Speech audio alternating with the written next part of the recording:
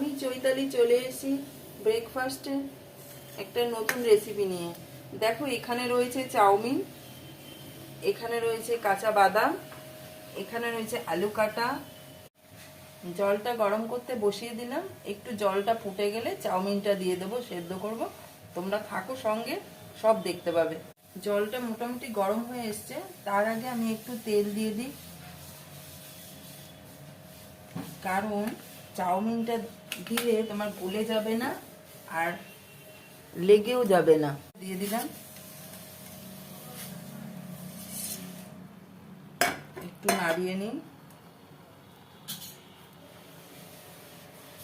চাউমিনটা খুব সুন্দর, একদম। এইবার আমি এটাকে নাবিয়ে নেব। দেখো খুব সুন্দর ঝুরঝুরে হয়েছে, এটা আমি ঢেলে নিই।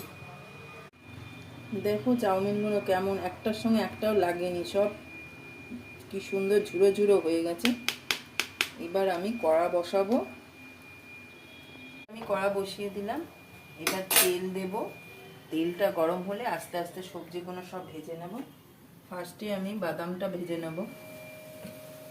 এই আমি তেল দিয়ে দিলাম কড়াতে, তেলটা গরম হয়ে এসছে। এবার আমি আস্তে আস্তে বাদামগুলো দিয়ে দিচ্ছি।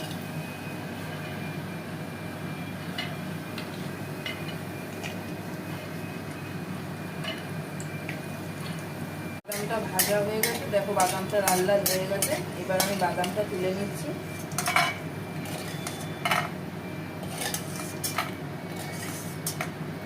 দিয়ে দিচ্ছি, কেন একটা ভাজতে গেলে তো একটু তেল লাগে।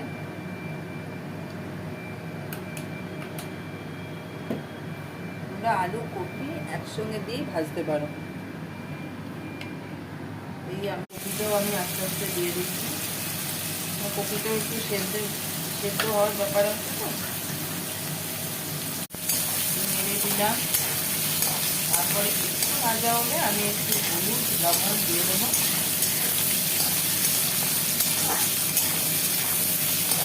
কাঁচা লঙ্কার কুচোটা দিয়ে দিলাম,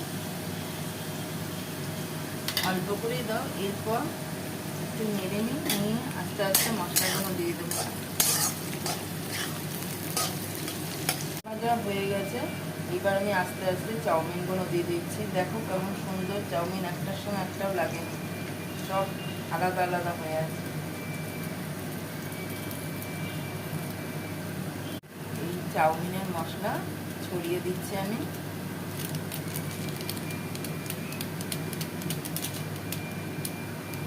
একটু নেড়ে দিচ্ছি।